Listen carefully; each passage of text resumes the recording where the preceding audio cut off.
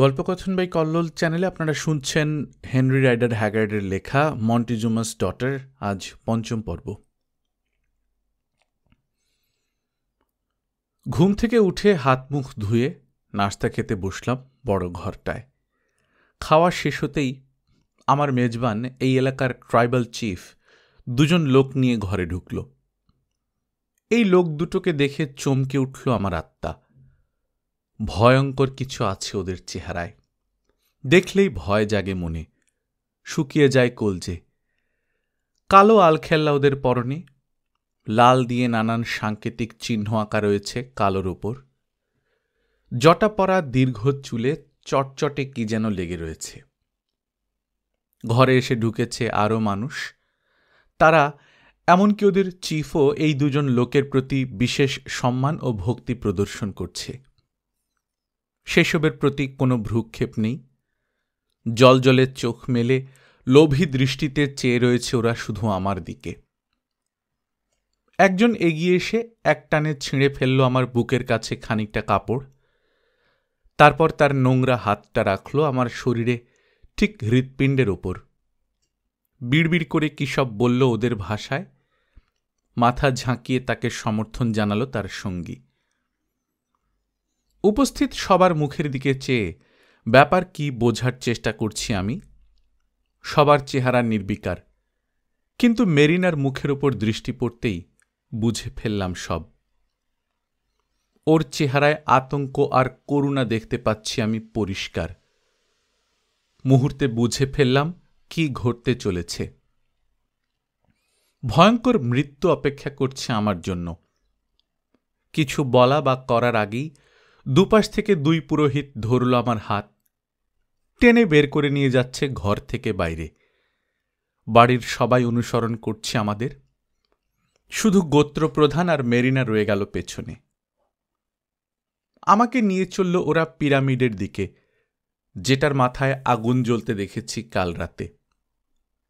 গোটা শহরের ছেলে বুড়ো জোয়ান, নারী পুরুষ সবাই চলেছে আমাদের পিছু পিছু। পিরামিডের পায়ের কাছে পৌঁছে দেখা গেল ওর গায়ে ছোট্ট একটা কুঠুরি। ওর ভেতর নিয়ে গিয়ে আমার জামা কাপড় সব খুলে ফেলা হলো।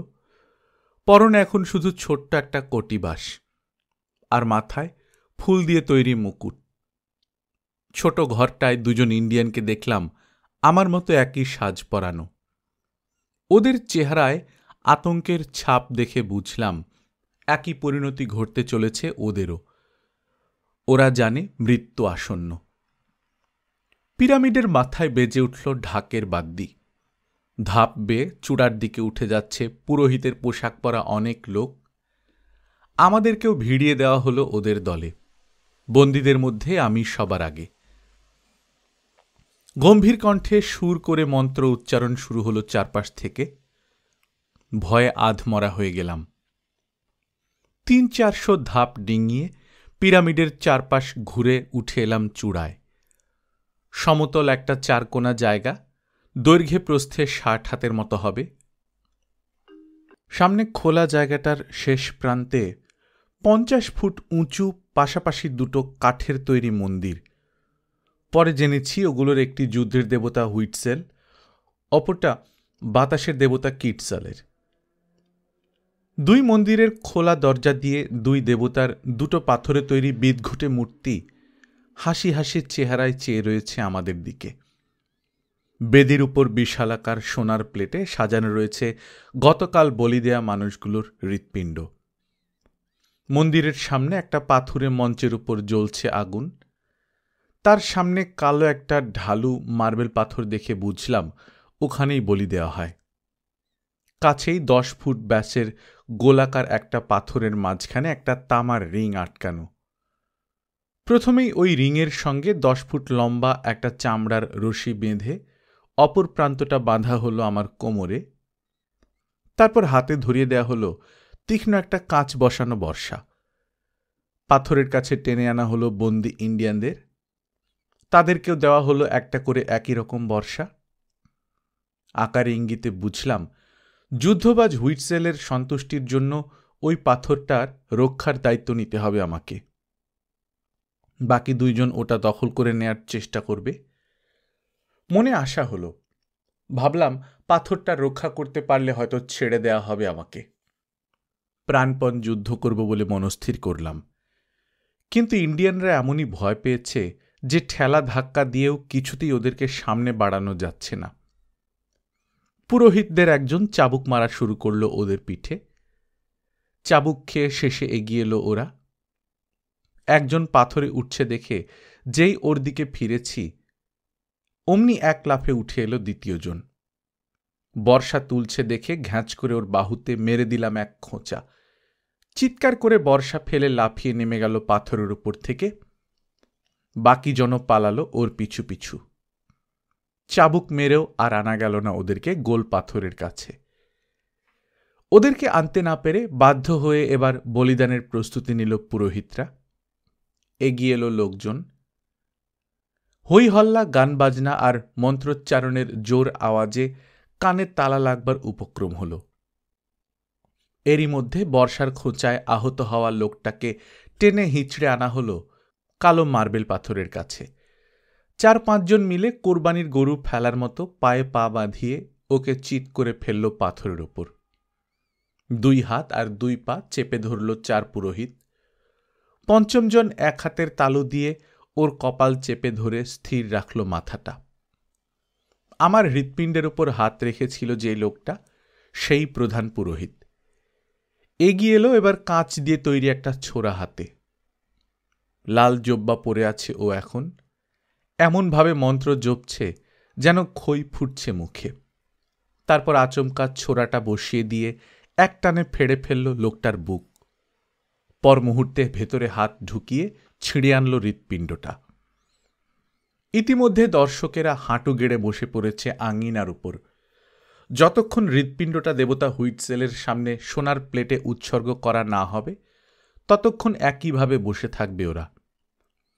এবার 4 হাত পা ধরে লাশটাকে শূন্যে তুলে নিল 4 পুরোহিত। পিরামিডের কিনারে নিয়ে ছুঁড়ে ফেলে দিল নিচে। নিচে অপেক্ষারত কয়েকজন লোক ওটা তুলে নিয়ে যাবে। কোথায় তা তখন আমি জানি না। প্রথম জনকে ফেলে দিয়েই ঝাঁপিয়ে পড়ল ওরা দ্বিতীয় বন্দির উপর। ও বেচারা এমন ভয় পেয়েছে যে ছটফট করবার ক্ষমতাও হারিয়ে ফেলেছে। একই পরিণতি হল ওরও। বুঝলাম এরপর আমার পালা। 2 মিনিটে কাজ সেরে এসে আমাকে ধরল 4 পুরোহিত। কেবল ছটফট নয়, টেনে নেওয়ার সময় রীতিমতো 5টি ঝটকাঝটকি করলাম আমি। কিন্তু 4 জনের বিরুদ্ধে একা পারলাম না। শেষ পর্যন্ত আত্মসমর্পণ করতেই হল। আমাকে নিয়ে ফেলা হলো কালো পাথরের উপর। 4 জন চেপে ধরল আমার হাত পা, একজন চেপে ধরল মাথা। সেই অবস্থাতেও খেয়াল করলাম কালো পাথরের মাঝখানটা সামান্য ফোলা, ফলে উঁচু হয়ে রয়েছে আমার বুক। অনেক হিসেব করেই বেছে নেওয়া হয়েছে এই পাথর। লাল পোশাক পরা সাক্ষাৎ পিশাচ আমার পাশে দাঁড়িয়ে মন্ত্রপাঠ করছে। রক্তাক্ত হাতে ধরা রক্তমাখা ছোরা, চোখ দুটো চকচক করছে রক্ত পিপাসায়। কপালে চলে আসা জটা সরালো মাথা ঝাঁকি দিয়ে এগিয়ে এলো সামনে। গর্বের হাসি তার মুখে। তক্ষুনি আমার জান কবচ না করে প্রথমে শরীরের এখানে ওখানে ছুরির ডগা দিয়ে খুঁচিয়ে ব্যথা দিয়ে মজা লুটছে। আমার মনে হলো কয়েক বছর ধরে শুয়ে আছি এখানে। তারপর আবছা মতো দেখলাম সাঁই করে ছুরি তুলল লোকটা। আমি চোখ বুজে দম আটকে ফেলেছি, কিন্তু ছুরিটা নেমে আসতে দেরি হচ্ছে বলে চোখ মেললাম আবার। দেখি মাঝপথে কে যেন ধরে ফেলেছে প্রধান পুরোহিতের হাতটা। ফিসফিস করে কি যেন বলছে ওর কানে। লোকটার কথা পছন্দ হলো না পুরোহিতের। প্রচণ্ড এক হুঙ্কার ছাড়ল সে। ঝাঁপিয়ে পড়তে গেল আমার উপর, কিন্তু আবার তাকে বাধা দেওয়া হলো। গটমট করে হেঁটে কিটজালের মন্দিরের ভেতর চলে গেল সে। কড়া রোদে তেমনি চিত হয়ে পড়ে থাকলাম আমি কালো পাথরের উপর। আমার ধারণা এসব নাটক হচ্ছে আমাকে নির্যাতন করে আনন্দ লাভের উদ্দেশ্যেই। পড়ে আছি পাথরের উপর। ভুলে যাওয়া নানান কথা মনে পড়ছে এই শেষ মুহূর্তে। ছোটবেলার কথা, মার কথা, বাবার সামনে শপথ করার কথা, লিলির শেষ চুম্বন, জাহাজ থেকে সাগরে ঝাঁপিয়ে পড়ার মুহূর্ত, এক ঝলক দেখা ডি গার্সিয়ার চেহারাটা। আবছাভাবে একথাও মনে হল, ধর্মজীবীরা ভয়ঙ্কর নিষ্ঠুরী হয়, স্পেনের গোঁড়া খ্রিস্টানরাও এদের থেকে কোনো দিক দিয়েই ভালো নয়। অবশেষে প্রতীক্ষার সমাপ্তি হল। এগিয়ে আসা পায়ের শব্দ শুনে চোখ বুজে দাঁতে দাঁত চেপে প্রস্তুতি নিলাম মরণ আঘাতের জন্যে। কিন্তু না, ছুরির আঘাত এলো না আর। তার বদলে আমার হাত পায়ের চাপ আলগা হয়ে গেল। টেনে দাঁড় করিয়ে দেওয়া হলো আমাকে। চোখ মেলে গোত্রপ্রধানকে দেখতে পেলাম, নম্র বিনয়ী, ঠোঁটে লেগে আছে মৃদু হাসি। আমাকে জামা পরিয়ে দেবতা কিটজালের মন্দিরে নিয়ে গিয়ে বিভৎস মূর্তিটার সামনে দাঁড় করানো হলো। আমি সোনার প্লেটের উপর রাখা কাঁচা হৃৎপিণ্ডগুলোর দিকে চেয়ে থাকলাম আতঙ্কিত দৃষ্টিতে। নিজের ভাষায় কি প্রার্থনা করল বুঝলাম না, তবে আন্দাজ করলাম আমার হৃৎপিণ্ডটা এই মুহূর্তে কেন উৎসর্গ করা গেল না সেই কৈফিয়ত দিচ্ছে লোকটা দেবতার কাছে। যে পথে গিয়েছিলাম সেই পথেই ফিরে এলাম আমি, পিরামিড চূড়া থেকে নিচের সমতল জমিতে। আমার পাশ থেকে লোকজনের মাঝখান দিয়ে পথ করে আমাকে নিয়ে এলো গোত্রপ্রধান, বা ওদের ভাষায় ক্যাসিকে, নিজের বাড়িতে। লোকজনের চেহারায় সমীহের চিহ্ন দেখলাম। বাড়িতে ঢুকে প্রথমেই দেখা পেলাম মেরিনার। নরম গলায় কি বলল মেয়েটা বুঝলাম না। আমার জন্যে নির্দিষ্ট ছোট ঘরটায় গিয়ে ঢুকলাম। দেখলাম বর্ষাধারী সেই পাহারাদার দাঁড়িয়ে গেল দরজার পাশে। মন্দির থেকে প্রাণ নিয়ে কি করে ফিরে এলাম সেটা বলছি। প্রথম দর্শনেই মেরিনা মেয়েটা আমার প্রতি সহানুভূতিশীল হয়ে উঠেছিল। অত্যন্ত বুদ্ধিমতী মেয়ে ও। আমাকে মন্দিরে বলি দিতে নিয়ে যাচ্ছে দেখে উদ্ধারের একটা বুদ্ধি বের করে ফেলল। পুরোহিতরা আমাকে নিয়ে রওনা হয়ে যেতেই ওর প্রভুকে মনে করিয়ে দেয় সে অ্যানাহুয়াকের সম্রাট মন্টেজুমা স্প্যানিয়ার্ড বা স্থানীয় ভাষায় টিউলেদের আনাগোনা নিয়ে খুব দুশ্চিন্তায় আছেন। অন্তত একজন টিউলেকে দেখতে চান বলে চারদিকে বার্তা পাঠিয়েছেন তিনি। তার ইচ্ছার কথা জানার পরেও যদি এই টিউলেকে এখানে বলি দেওয়া হয় তাহলে সম্রাটের কোপে পড়ে যাবে ক্যাসিকের গোত্র। সম্রাট ইচ্ছে করলে নিজেই একে বলি দেওয়ার ব্যবস্থা করবেন, সেটা রাজধানীতে। এই শহরের পুরোহিতদের তাড়াহুড়ো করাটা মোটেও উচিত কাজ হচ্ছে না। কথা শুনে মহাচিন্তায় পড়ে গেল গোত্রপ্রধান। মেরিনাকে বলল কথাটা আগেই তাকে বলা উচিত ছিল। পুরোহিতরা বলির পাঁঠা পেয়ে গেছে, এখন তাদের হাত থেকে এই টিউলেকে ছাড়িয়ে আনা সম্ভব হবে না। খুবই সম্ভব, বলল মেরিনা। ওদের বলবেন দেবতা কিটজাল ছিলেন সাদা মানুষ। বলা যায় না, এই সাদা লোকটা তার সন্তানদের কেউ হতেও পারে। নিজের বংশের কাউকে উৎসর্গ হিসেবে পেলে দেবতা সবচেয়ে বেশি খুশি হবেন। সেই সুযোগ থেকে সম্রাটকে বঞ্চিত করলে কেবল আপনি নন, একটা পুরোহিত তার ক্রোধ থেকে রেহাই পাবেন না। মেরিনার কথায় সত্যতা আছে বুঝতে পেরে আর দেরি না করে ছুটল ক্যাসিকে পিরামিডের মাথার মন্দিরের দিকে। শেষ মুহূর্তে প্রধান পুরোহিতের কবজি চেপে ধরে রক্ষা করল আমার প্রাণ। প্রথমে রেগে গেলেও খুব দ্রুতই বুঝে নিল প্রধান পুরোহিত সম্রাটের কোপে পড়লে খবর আছে। নিজের মান বাঁচাতে আমাকে সবার সামনে দিয়ে কিটজালের মন্দিরে ঢুকিয়ে আমি চলে আসার পর ঘোষণা দিয়েছে কিটজাল বলেছেন আমি তার সন্তানদের একজন।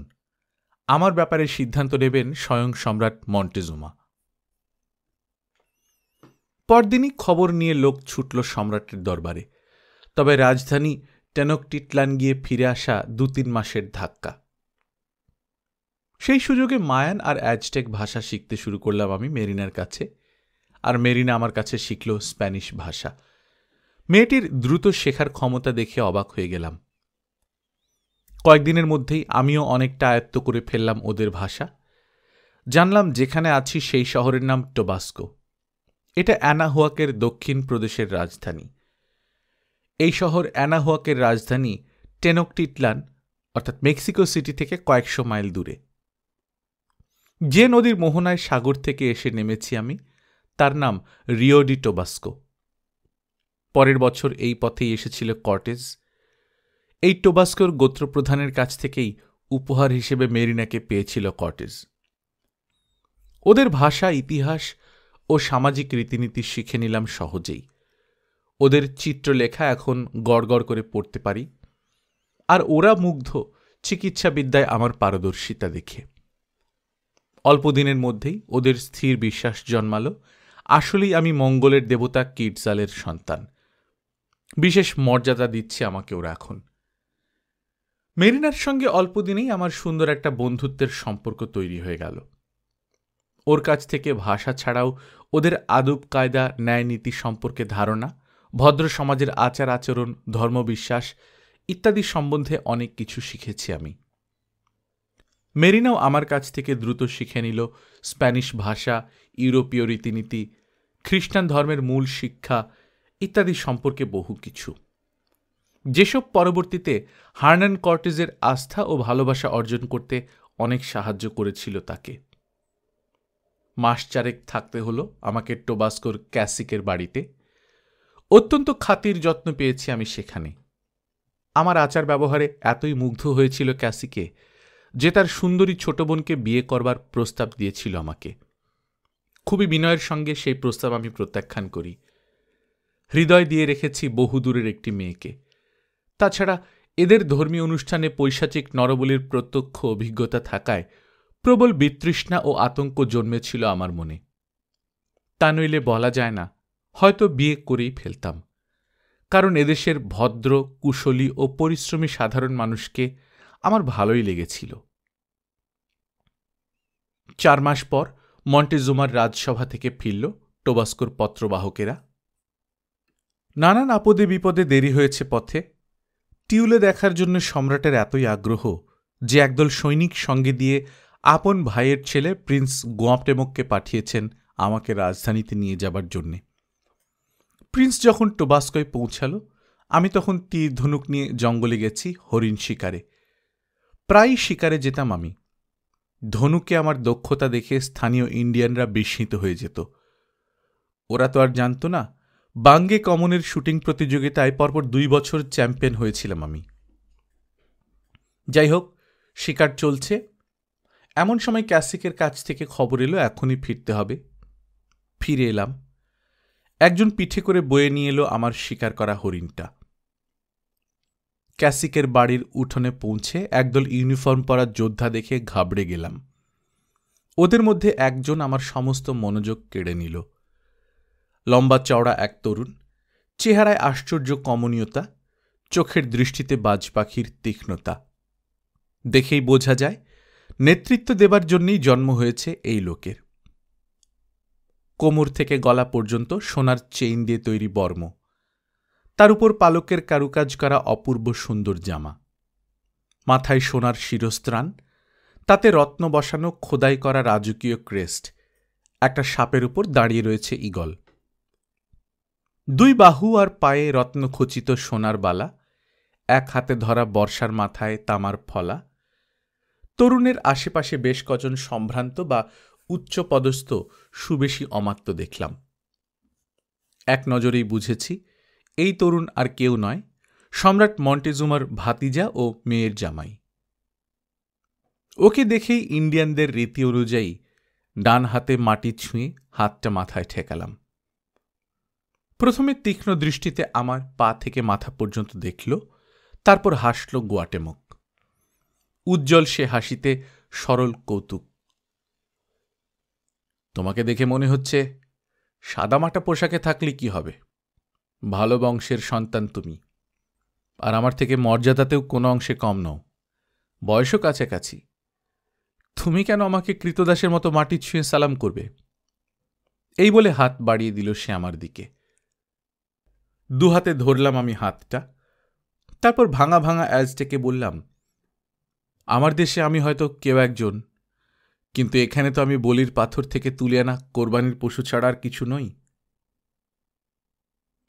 আমার মুখের নিজেদের ভাষা শুনে হাসল প্রিন্স। তারপর বলল, আমি জানি এই এলাকার লোকেদের কপাল ভালো যে তুমি খুন হয়ে যাওয়ার আগে এই অনুষ্ঠানটা ঠেকাতে পেরেছে। মন্টেজুমার গজব নেমে আসতো না হলে এই শহরের ওপর। ক্যাসিকের দিকে চাইল প্রিন্স কাঁধের ওপর দিয়ে। দেখলাম থরথর করে কাঁপছে প্রবীণ ক্যাসিকে। সেকালে এমনই ছিল সম্রাট মন্টেজুমার নামের দাপট। এবার আমাকে জিজ্ঞেস করল প্রিন্স, সত্যি কি আমি টিউলে বা স্প্যানিয়ার্ড কিনা। বললাম, আমি স্প্যানিয়ার্ড নই, ওদের মতোই আরেক জাতের সাদা মানুষ, তবে আমার গায়ে স্প্যানিশ রক্ত আছে। আমার কথা শুনে তাজ্জব হয়ে গেল গুয়াটেমক। টিউলে ছাড়া পৃথিবীতে আরও কোনো সাদা চামড়ার জাত আছে বলে জানা ছিল না তার। আমি বুঝিয়ে বলার চেষ্টা করতে গিয়ে দেখলাম উদগ্র কৌতূহল নিয়ে প্রিন্সকে দেখছে মেরিনা। ওকে ডাকলাম আমার কথা প্রিন্সের ভাষায় অনুবাদ করে দেওয়ার জন্যে। খুশি মনে এগিয়ে এলো মেরিনা। সংক্ষেপে প্রিন্সকে জানানো হলো কিভাবে এখানে এসেছি আমি সাগরের ওপার থেকে। আমার বক্তব্য খুব মন দিয়ে শুনল গুয়াটেমক। তারপর বলল, কি জানি, তোমার কথা আমার কাছে পরিষ্কার হলো না। বলছো স্প্যানিয়ার্ড নও, আবার বলছো স্প্যানিশ রক্ত আছে তোমার গায়ে। এদেশে এসেছো স্প্যানিশ জাহাজে করে। যাকগে, এইসব বোঝার দায়িত্ব মন্টেজুমার। এ নিয়ে আমার আলাপ না করাই ভালো। এবার দেখাও দেখি ওই মস্ত ধনুকটা কিভাবে ব্যবহার করো তুমি। ওটা সঙ্গে করে এনেছিলে নাকি এখানেই তৈরি করে নিয়েছ? শুনছি তো দারুণ তীরন্দাজ তুমি। ধনুকটাই ছিলা পরিয়ে প্রিন্সের হাতে দিলাম। বললাম, এটা আমার তৈরি। এটা দিয়ে স্থানীয় ধনুকের চেয়ে আরও 50 গজ দূরে ফেলা যায় তীর। নেড়ে চেড়ে ওটা দেখে ফেরত দিল সে। তারপর যুদ্ধ আর শিকারে ধনুকের কার্যকারিতা নিয়ে বেশ অনেকক্ষণ গল্প করলাম আমরা। যেখানে আটকাচ্ছি সাহায্য করছে মেরিনা। সন্ধ্যের আগেই অনেক বিষয়ে মতের মিল হয়ে গেল আমাদের। সপ্তাহখানেক টোবাস্কোতে বিশ্রাম নিল প্রিন্স গুয়াটেমক ও তার সাঙ্গপাঙ্গরা। এই এক সপ্তাহ প্রতিদিন দীর্ঘক্ষণ নানান বিষয়ে আলাপ করলাম আমরা তিনজন। লক্ষ্য করলাম সুদর্শন প্রিন্সের প্রতি দুর্বল হয়ে পড়েছে মেরিনা। চোখ সরাতে পারে না তার মুখের ওপর থেকে। গুয়াটেমকের ক্ষমতা ও পদমর্যাদা মোহ সৃষ্টি করেছে ওর মধ্যে। বুঝলাম ক্যাসিকের বাড়িতে বন্দিজীবন ভালো লাগছে না উচ্চাকাঙ্ক্ষী মেয়েটির। মুক্তি চায় সে। নানাভাবে প্রিন্সের মন জয় করবার চেষ্টা করেছে সে গত কয়েকদিন, কিন্তু প্রিন্স সেসব খেয়াল করেননি মনে করে শেষ দিন মরিয়া হয়ে আমার সামনেই বলে বসল, আপনি তো কাল চলে যাচ্ছেন, আমার একটা কথা রাখবেন। কি কথা? আমাকে নিয়ে চলুন টেনেকটিটলানে, ক্যাসিকের কাছ থেকে কিনে অথবা চেয়ে নিয়ে। জোরে হেসে উঠল গুয়াটেমক। বড় সরাসরি সোজা সাপটা কথা বলছো তুমি মেয়ে। তুমি বোধহয় জানো না রাজধানীতে স্ত্রী রাজকুমারী টেকুইচপো ছাড়াও আরও 3 সুন্দরী রমণী অপেক্ষা করছে আমার জন্যে। ওরা ঈর্ষাকাতর হয়ে পড়লে তোমার পরিণতি ভয়ঙ্কর হয়ে উঠতে পারে। লাল হয়ে উঠল মেরিনার মুখ, রাগ ফুটে উঠল ওর শান্ত চোখে। বলল, আমি শুধু আমাকে সঙ্গে নিতে বলেছিলাম প্রিন্স, আপনার বউ বা প্রেমিকা হতে চাইনি। উদ্দেশ্য কি ছিল তা তুমি ভালো জানো, শুকনো গলায় বলল প্রিন্স। যা বলেছি ভুলে যান আপনি। আমি হয়তো আপনাকে ধরে উন্নতি করতে চেয়েছিলাম, আপনি আমাকে ফিরে দিয়ে অপমান করলেন। আজ হোক বা কাল আপনাকে ছাড়াও যেভাবে পারি বড় আমি হবই, তখন ভুলব না আজকের কথাটা। গম্ভীর হয়ে গেল গুয়াটেমক। অনেক বড় কথা বলে ফেলেছ মেয়ে। এর চেয়ে অনেক কম অপরাধে বলি দেয়া হয়েছে অসংখ্য নারী পুরুষকে। তবে তোমাকে আমি ক্ষমা করে দিচ্ছি, কারণ চোট লেগেছে তোমার নারীত্বের অহংকারে। ঘুরে দাঁড়ালো মেরিনা, ফুঁসছে রাগে, দুঃখে, অভিমানে। যেতে যেতে বিড়বিড় করে বলল, তুমি ক্ষমা করতে পারো প্রিন্স, কিন্তু আমি তোমাকে ক্ষমা করব না। পরদিন রওনা হওয়ার আগে গুয়াটেমকের সঙ্গে মন্দিরে গেলাম কিটজালের কাছ থেকে বিদায় নিতে। ওখানে পৌঁছেই সম্পূর্ণ বদলে গেল প্রিন্সের হাবভাব। পুরোহিতদের একটা স্ক্রল দেখালো সে, আংটি দেখালো, তারপর হুকুম দিল প্রধান পুরোহিতকে ধরে বলির পাথরে ফেলে হৃৎপিণ্ড ছিঁড়ে বের করতে। অনেক চিৎকার করল প্রধান পুরোহিত, প্রাণ ভিক্ষা চাইল, কিন্তু সম্রাটের আদেশ অমান্য করবার উপায় নেই। সবাই মিলে প্রধান পুরোহিতকে বলির পাথরে ফেলে বলি দিয়ে দিল। চোখের সামনে ব্যাপারটা দেখে খুব যে ব্যথিত হলাম তা বলতে পারবো না। মেরিনা আর প্রবীণ ক্যাসিকের কাছ থেকে বিদায় নিয়ে রওনা হয়ে গেলাম আমি রাজধানীর উদ্দেশ্যে। ক্যাসিকের সঙ্গে আর কোনোদিন দেখা হয়নি আমার, তবে মেরিনার সঙ্গে হয়েছে, সম্পূর্ণ ভিন্ন পরিবেশে। 1 মাস ধরে পথ চললাম আমরা, অনবরত হাঁটলাম, কখনো মেঠো পথ ধরে, কখনো জঙ্গলের মধ্যে দিয়ে পথ তৈরি করে নিয়ে, নদী পেরিয়ে, পাহাড় ডিঙিয়ে। কত রকমের বিচিত্র অভিজ্ঞতা হলো এই 1 মাসে। কলেবর বৃদ্ধির ভয়ে সেসব বর্ণনায় যাব না আমি। তবে একটা ঘটনার কথা সংক্ষেপে বলা দরকার, কারণ এই ঘটনার মধ্য দিয়ে গুয়াটেমোকের সঙ্গে আমার যে হৃদ্যতার সৃষ্টি হয়েছিল, আজীবন সেটার পূর্ণ মর্যাদা দিয়েছে প্রিন্স। যখন সে অ্যানাহুয়াকের সম্রাট, তখনও সত্যিকার বন্ধু বলে অন্তর থেকে মেনে নিয়েছিল সেদিন সে আমাকে। পানি ফুলে ওঠায় এক নদীর ধারে থামতে হলো আমাদের। সময়টা হরিণ শিকার করে কাটাবে বলে স্থির করল প্রিন্স। গোটা 3 হরিণ মারার পর ছোট একটা টিলার মাথায় দাঁড়ানো একটা হরিণ দেখে লুকিয়ে চুরিয়ে ঝোপঝাড়ের আড়ালে আড়ালে চুপি চুপি ওটার 100 গজের মধ্যে চলে গেলাম আমরা 5 জন।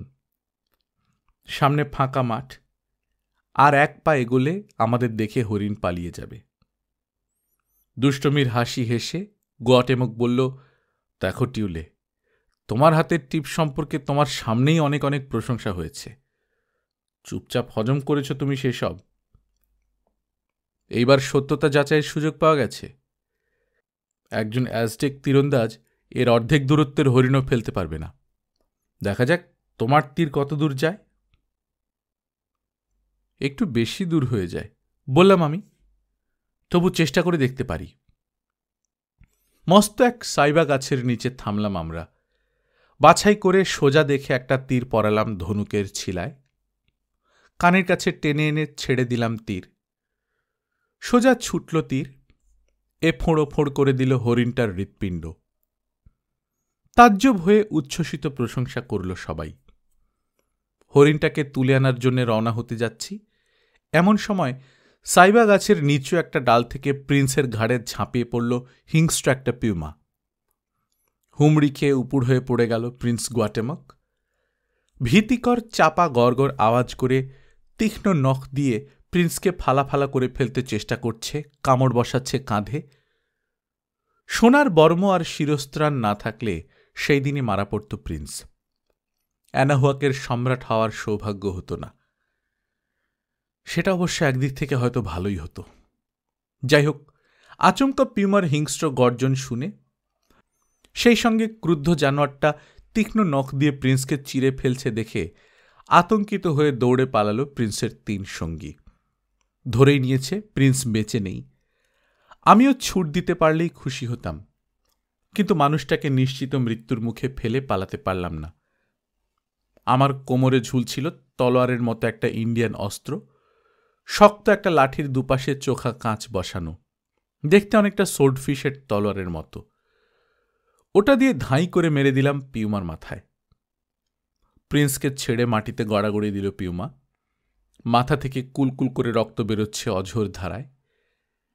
আঘাতটা যে আমার কাছ থেকে এসেছে সেটা বোঝার সঙ্গে সঙ্গে আমার উপর ঝাঁপিয়ে পড়ল জানোয়ারটা। অস্ত্রটা 2 হাতে ধরে মাঝপথেই বাঁধা দিলাম ওকে। এবার মারলাম ওটার নাক বরাবর। প্রাণের ভয়ে এতই জোরে মেরেছি যে 2 টুকরো হয়ে গেল অস্ত্রটা। কিন্তু তারপরেও ঝাঁপ দেওয়ার বেগে আমাকে ওটা চিৎ করে ফেলে দিল মাটিতে। তারপর থাবা চালালো আমার বুক লক্ষ্য করে, দাঁত বসাবার চেষ্টা করল। কপাল ভালো, তুলো ভরা পুরু কোট ছিল আমার গায়ে, তাই মারা পড়িনি। তবে নখের আঁচড় কোট ছিঁড়ে আমার বুক পর্যন্ত পৌঁছে গেল। আজও সেই দাগ রয়েছে আমার শরীরে। যখন ভাবছি আর আশা নেই, তখনও খালি হাতে পায়ে লড়ছি আমি ওর সঙ্গে। তারপর হঠাৎ করেই ঢলে পড়ল ওটা আমার গায়ের ওপর। আসলে কাচের টুকরো ঢুকে গেছে ওর মগজের ভেতর। একটা মরণ চিৎকার দিয়ে নেতিয়ে পড়ল ওর ভারী শরীর। জখম হয়েছি, তার উপর বুকের উপর চেপে রয়েছে একটা মরা পিউমা। চিত হয়ে পড়ে থাকলাম। পিউমাটা মারা পড়েছে দেখে ছুটে এলো প্রিন্সের সফর সঙ্গী 3 জন। টেনে নামালো ওটাকে আমার উপর থেকে। ততক্ষণে উঠে দাঁড়িয়েছে প্রিন্স গুয়াটেমোকো। টিউলে, বলল সে, সত্যি তুমি একজন সাহসী মানুষ। এই জখম থেকে যদি বেঁচে উঠতে পারো, শপথ করছি আজীবন তোমার পাশে থাকবো আমি, তুমি যেমন আজ আমার বিপদে পাশে ছিলে। অপর তিনজনকে কিছুই বলল না প্রিন্স। একটু ভর্ৎসনা না, একটু কটু কথাও না। ব্যথায় রক্তক্ষরণে জ্ঞান হারালাম আমি। 1 সপ্তাহ আমাকে নড়ানো গেল না। তারপর একটু সুস্থ হওয়ার পর একটা স্ট্রেচারে করে বয়ে নেয়ার ব্যবস্থা করা হলো। সিটি অফ টেনোকটিটলান বা মেক্সিকো যখন আর 3 দিনের পথ, তখন আমি 2 পায়ে উঠে দাঁড়াবার শক্তি পেলাম। মানুষের কাঁধে চড়ে চলতে চলতে বিরক্ত হয়ে গেছি। এখন থেকে হাঁটব বলে স্থির করলাম। হাঁটতে হাঁটতে আমরা শীতপ্রধান পাহাড়ি অঞ্চলে চলে এসেছি। রাস্তা চমৎকার। এক পাহাড়ের মাথায় উঠে অবাক হয়ে গেলাম 2টো তুষার ছাওয়া গিরিচূড়া দেখে। একটার মাথায় ধোঁয়া দেখতে পেলাম। জিজ্ঞেস করে জানা গেল ওটা একটা জীবন্ত আগ্নেয়গিরি, নাম পোপো, আর অপরটার নাম ইক্সটাক, অর্থাৎ ঘুমন্ত রমণী। সকালের আলো পড়ে আশ্চর্য সুন্দর লাগছে গিরিচূড়া দুটোকে। নিচের জঙ্গল স্পষ্ট হয়ে উঠছে ক্রমে। এবার ঢাল বেয়ে নামতে শুরু করলাম আমরা মেক্সিকো সিটির দিকে। বিশাল উপত্যকা ছেয়ে আছে ঘন কুয়াশায়। মন্দিরের চূড়া আর পাহাড়ের মাথা এক এক করে ভেসে উঠছে যেন সমুদ্রের বুকে দ্বীপ। রোদ আরেকটু চড়তেই কেটে যেতে শুরু করল কুয়াশা। বহু উপর থেকে লেক টেসকুকো, চালকো আর জচিকালকোর শান্ত পানি দেখে মনে হচ্ছে মাটিতে পড়ে রয়েছে বিশালাকার 3টে আয়না। ওগুলোর তীরে দেখা যাচ্ছে অনেকগুলো নগরী। মেক্সিকোকে দেখে মনে হচ্ছে ভেসে আছে লেকের ওপর। নগরীর পেছনে ও দুপাশে দেখা যাচ্ছে বিস্তীর্ণ শস্যের ক্ষেত, কোথাও বা ঘন জঙ্গল, আর বহু দূরে যেন নগরটাকে বেড়া দিয়ে রেখেছে ঝোপঝাড় ও বড় বড় কালো পাথর খণ্ড। মনে হলো পরীর দেশে এসে পড়েছি বুঝি। সকাল থেকে একটানা হাঁটলাম আমরা। লেক চালকোর তীরে আমাকেম ও আহোজিঙ্কো শহর আর ছবির মতো গ্রামের পর গ্রাম পেরিয়ে চওড়া পাথুরে রাস্তা ধরে হেঁটে দুপুরে পৌঁছলাম কুইটলাহুয়াক শহরে। ওখানে না থেমে এগিয়ে যাওয়ার সিদ্ধান্ত নিল গুয়াটেমক। বিকেল নাগাদ ইজডাপালাপান শহরে পৌঁছে বিশ্রাম নেবে ওর চাচা কুইটলাহুয়ার প্রাসাদে। কিন্তু কপালে বিশ্রাম থাকলে তো। ওখানে পৌঁছেই জানা গেল সম্রাট মন্টেজুমা আদেশ দিয়েছেন কোথাও না থেমে পালকি করে সোজা টেনোকটিটলানে হাজির হতে হবে। আমাদের জন্য পালকি ও বাহক প্রস্তুত। কাজেই 4টে মুখে দিয়েই উঠে পড়লাম আমরা পালকিতে। অপূর্ব সুন্দর ফুলের শহর ছেড়ে ছুটলাম দক্ষিণের রাজপথ ধরে। পথে পড়ল লেকের ওপর খুঁটি গেড়ে তৈরি করা রাস্তা, শহর, পানিতে ভাসমান বাগান, আর মন্দিরের তো কোনো সীমা সংখ্যা নেই। সূর্যাস্তের সময় পৌঁছলাম জোলক দুর্গে। গর্বিত ভঙ্গিতে দাঁড়িয়ে আছে ওটা গভীর পরিখার ওপারে। বললাম দাঁড়িয়ে আছে, কিন্তু এখন আর নেই। কর্টেজ ধ্বংস করে দিয়েছে সেই দুর্গটা। সেই সঙ্গে সেদিন যতগুলো সাজানো গোছানো অপূর্ব সুন্দর নগরী দেখেছিলাম সবই। ওই জোলকের ভেতর দিয়েই ঢুকলাম আমরা টেনোকটিটলান শহরে। এমন সমৃদ্ধিশালী সুরক্ষিত শহর জীবনে দেখিনি আমি। শহরতলির বাড়িগুলো যদিও কাদা আর অ্যাডোবির তৈরি, ধনী এলাকার বাড়ি সব লাল পাথরের ইমারত। প্রতিটা বাড়ির সামনে ফুলের বাগান, তার মধ্যে দিয়ে সরু খাল, খালের দুপাশে ফুটপাত গড়া। খোলা মাঠের মধ্যে মাথায় মন্দির নিয়ে উঁচু উঁচু পিরামিড, প্রাসাদোপম দালান আর বাগান তো আছেই। অবাক হয়ে এসব দেখতে দেখতে চলেছি।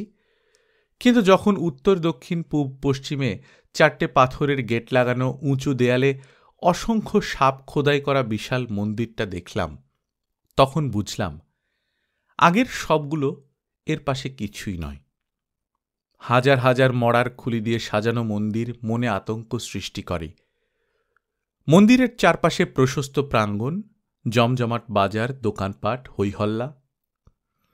নগরীর কোলাহল পেছনে ফেলে সিডার গাছের নিচ দিয়ে চড়াই ভেঙে ওপরে উঠতে শুরু করল পালকি। দেওয়াল ঘেরা একটা প্রাঙ্গণে গিয়ে থামল আমাদের পালকি। প্রিন্স গুয়াটেমক আমাকে নিয়ে আশ্চর্য সুন্দর একটা প্রাসাদে ঢুকল। বাড়ির ছাদ সিডার কাঠের, দেওয়ালে ঝুলছে রংচঙে পর্দা। কারুকাজের জন্যে সোনার ব্যবহার এত বেশি যে বিস্ময়ে থ হয়ে যেতে হয়। অনেক কামরা, প্যাসেজ আর করিডোর পেরিয়ে পরিচারকরা নিয়ে এলো আমাদের একটা বড় সড়ো ঘরে। সেখানে আরও পরিচারক অপেক্ষা করছিল আমাদের জন্যে। ওখানে সুগন্ধি পানি দিয়ে আমাদের হাত মুখ ধুইয়ে জমকালো পোশাক পরানো হলো। তারপর একটা দরজার সামনে নিয়ে গিয়ে জুতো খুলতে বলা হলো। সেখানে রঙিন একটা মোটা কাপড় দেয়া হলো আমাদের জামা কাপড় ঢাকার জন্যে। কাপড়টা চাদরের মতো করে গায়ে জড়িয়ে নিয়ে ঢুকলাম আমরা বিশাল এক হল ঘরে। ওখানে অনেক সম্ভ্রান্ত নারী পুরুষ দেখলাম, আমাদের মতোই মোটা কাপড় পরা।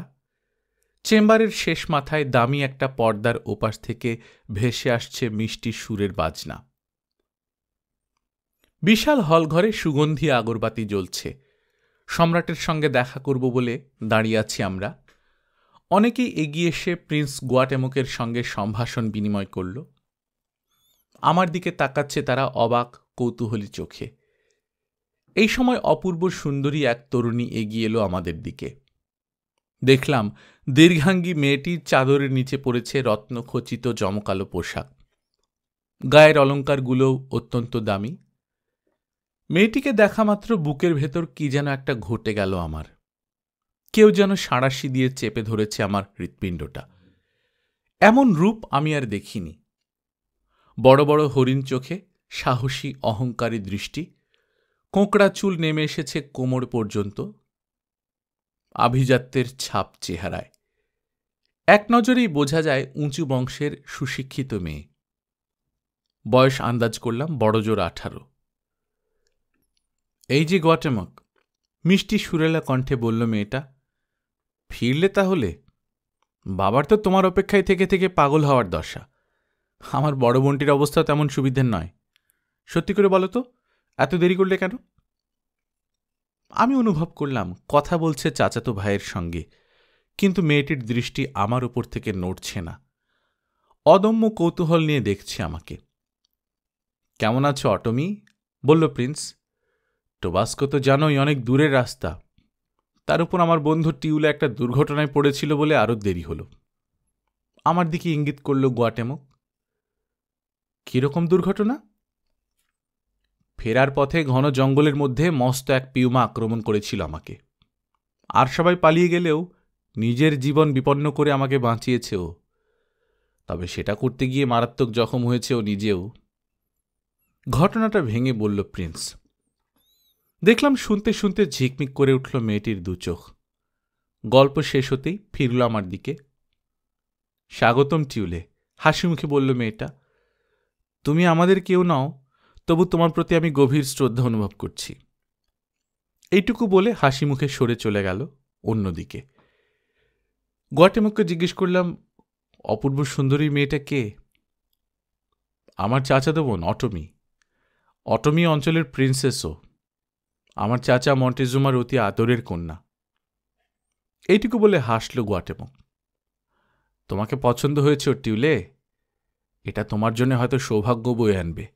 তবে এখন চুপ। সচকিত হয়ে চেয়ে দেখলাম চেম্বারের শেষ মাথার রত্নখচিত দামি পর্দাটা সরে যাচ্ছে একপাশে।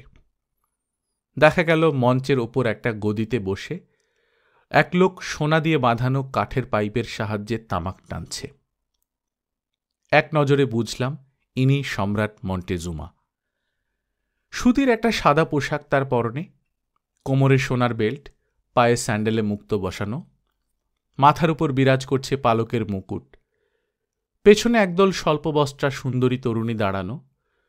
সম্রাটের দুই পাশে খালি পায়ে দাঁড়িয়ে আছে 4 জন করে মোট 8 জন প্রবীণ মন্ত্রণাদাতা। পর্দাটা সরে যেতেই চেম্বারে উপস্থিত সবাই হাঁটু গেড়ে বসে পড়ল মেঝেতে। দেখা দেখি আমিও বসলাম। এই অবস্থায় বসে থাকলো সবাই যতক্ষণ না সম্রাট তার সোনা বাঁধানো পাইপের ইঙ্গিতে উঠে দাঁড়াতে বললেন। একসঙ্গে উঠে দাঁড়ালো সবাই, 2 হাতে বুক বেঁধে দৃষ্টি নিবদ্ধ করল মেঝেতে। খানিক পর আরেকটা ইঙ্গিত করলেন মন্টেজুমা। 3 জন বয়স্ক লোক এগিয়ে গিয়ে কিছু প্রার্থনা করল তার কাছে। তিনি মাথা ঝাঁকাতে পেছনে হেঁটে চলে এলো সভাসদদের সারিতে। এবার মন্ত্রীদের একজনকে নিচু গলায় কিছু বললেন সম্রাট। মাথা নিচু করে সম্মান জানালো সে। তারপর পিছু হেঁটে চলে এলো আমাদের কাছে। ঘাড় ফিরিয়ে এদিক ওদিক চেয়ে চোখ পড়ল ওর গোয়াটেমুকের উপর। সবার চেয়ে এক মাথা উঁচু সে, ফলে তাকে খুঁজে পাওয়া কঠিন কিছুই নয়। স্বাগতম প্রিন্স, বলল লোকটা। সম্রাট মন্টেজুমা আপনার সঙ্গে কথা বলতে চান। আপনার সঙ্গে করে আনা টিউলের সঙ্গেও কথা বলবেন তিনি। আমি যা যা করি ঠিক তাইতেই করতে থাকো, বললে গোয়াটেমুক। তারপর সামনে এগোলো। ভিড় সরে গেল আমাদের সামনে থেকে। আমরা পর্দাটা পার হতেই মৃদু সরসর শব্দ করে বন্ধ হয়ে গেল ওটা। আলাদা হয়ে গেলাম আমরা হলের ভিড় থেকে। বুকে হাত বেঁধে স্থির হয়ে দাঁড়িয়ে থাকলাম আমরা, দৃষ্টি মেঝের দিকে। সম্রাটের ইঙ্গিত পেয়ে এগিয়ে গেল গোয়াটেমুক আরও কিছু সামনে। ঘটনার বিবরণ দাও, নিচু গলায় হুকুম করলেন মন্টেজুমা। আপনার আদেশ পেয়ে টোবাস্কো নগরে গিয়েছিলাম আমি, মহিমান্বিত সম্রাট। ওখানে টিউলেকে পেয়ে ওকে সঙ্গে করে নিয়ে এসেছি। আর আপনার আদেশ মোতাবেক টোবাস্কোর বেয়াড়া প্রধান পুরোহিতকে বলি দেওয়া হয়েছে। এই নিন, আপনার সেই রাজকীয় আংটি আমি সম্মানের সঙ্গে ফেরত দিচ্ছি। আঙুল থেকে আংটি খুলে একজন উপদেষ্টার দিকে বাড়িয়ে ধরল গোয়াটেমুক। পথে এত দেরি করলে কেন? একটা দুর্ঘটনার কারণে সম্রাট। আমার জীবন রক্ষা করতে গিয়ে আমাদের বন্দি এই টিউলে হিংস্র পিউমার কামড়ে ক্ষতবিক্ষত হয়েছিল। ওটার চামড়া ছাড়িয়ে নিয়ে এসেছি আমরা আপনার জন্যে। এতক্ষণে আমার দিকে চাইলেন মন্টেজুমা। তারপর একজন মন্ত্রীর বাড়িয়ে ধরা একটা মোড়ানো কাগজ খুলে ছবির হরফ পড়তে শুরু করলেন। একটু পরপর চোখ তুলে দেখছেন আমাকে। হ্যাঁ, বিবরণ তো চমৎকার, বললেন তিনি। কেবল একটা কথা বাদ পড়েছে। এই বন্দি যে গোটা আনাহুয়াকের সবচেয়ে সুদর্শন যুবক, এই কথাটা বাদ দিলে কেন?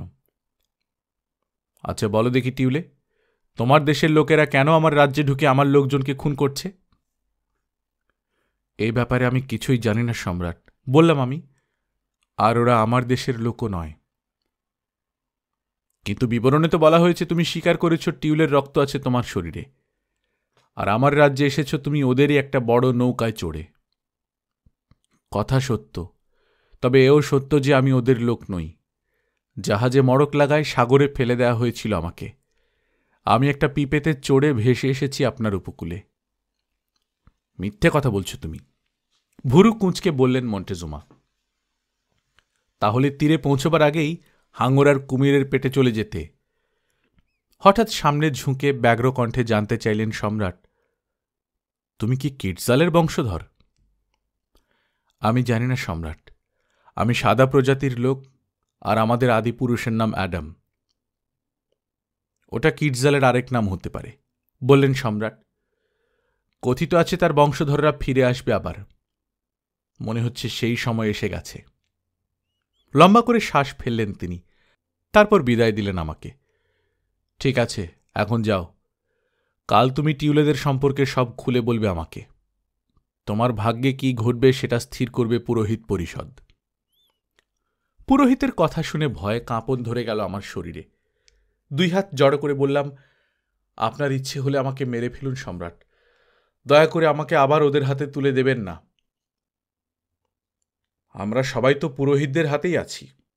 ওদের মুখ দিয়েই তো কথা বলেন ঈশ্বর।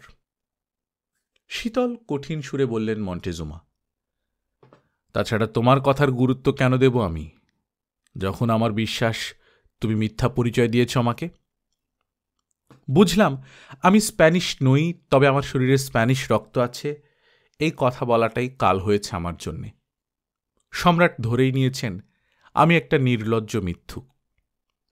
দেখলাম হেঁট হয়ে গেছে গোয়াটেমুকের মাথা। আমাকে চ্যাপলটেপেক প্রাসাদের আরেক অংশে নিয়ে গেল গোয়াটেমুক। ওখানেই ওর বউ প্রিন্সেস টিকুইচপোকে নিয়ে থাকে সে। আরও কয়েকজন মহিলাকে নিয়ে গোয়াটেমুকের জন্য অপেক্ষা করছে তার বউ। ওখানে মন্টেজুমার মেয়ে প্রিন্সেস অটোমিকে দেখতে পেলাম আবার। সমাদর করে বসিয়ে আমাকে প্রশ্নের পর প্রশ্ন করল অটোমি, আমার দেশ সম্পর্কে, টিউলেদের সম্পর্কে। ওর কাছ থেকেই জানতে পারলাম সম্রাট মন্টেজুমা রাজত্ব হারাবার ভয়ে অস্থির হয়ে আছেন। তার স্থির বিশ্বাস টিউলেরা দেবতা কিটজালের সন্তান। প্রাচীনকালের একটা ভবিষ্যৎবাণী সত্য হতে চলেছে। ঈশ্বরের পুত্ররা ফিরে এসে কেড়ে নেবে এই দেশ। অস্বীকার করব না, সেদিন অতুলনীয় সুন্দরী অটমি চোখ ঝলসে দিয়েছিল আমার। ওর মিষ্টি ভদ্র আচার আচরণ ও নম্র ব্যবহার মুগ্ধ করেছিল আমাকে। বহুদূর দেশে ফেলে আসা লিলির পর এই প্রথম একটি মেয়ে দুলিয়ে দিল আমার হৃদয়। পরে অবশ্য জেনেছিলাম সেদিন একা আমার হৃদয়ই দোলেনি। খাওয়া দাওয়ার পর কোকো পান করে পাইপ ধরালাম।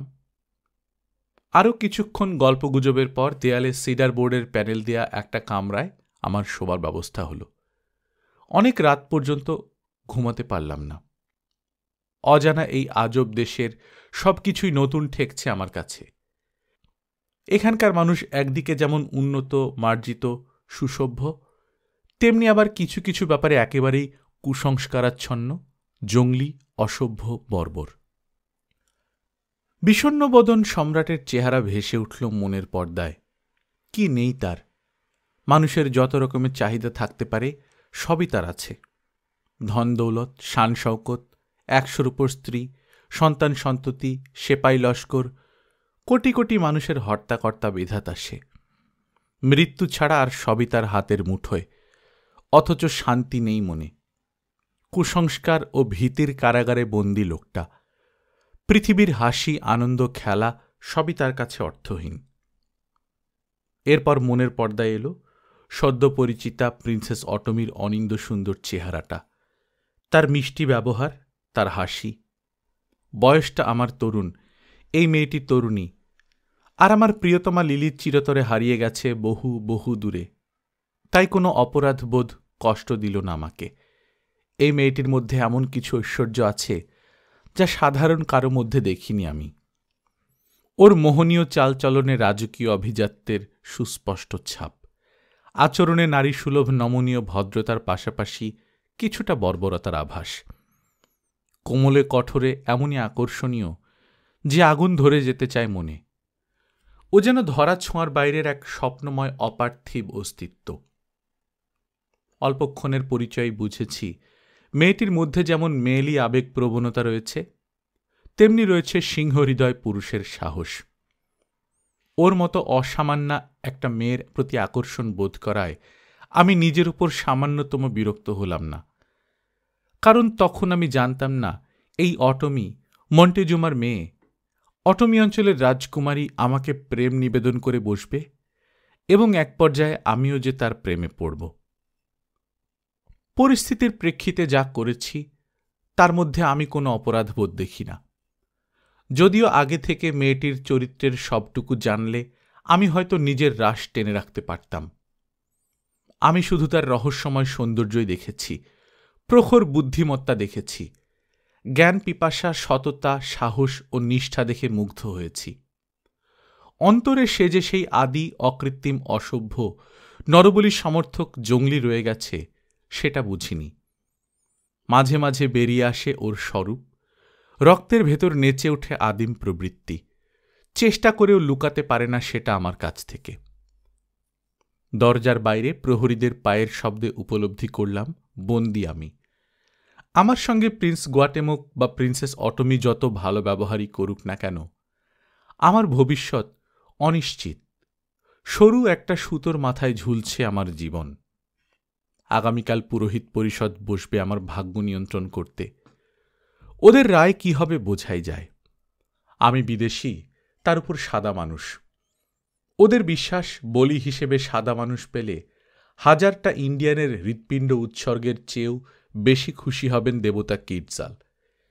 এই কারণেই আমাকে টোবাস্কোর বেদি থেকে ছিনিয়ে টেনকটিটলানে আনা হয়েছে, যাতে আরও অনেক উঁচু বেদিতে বলি দেয়া যায়।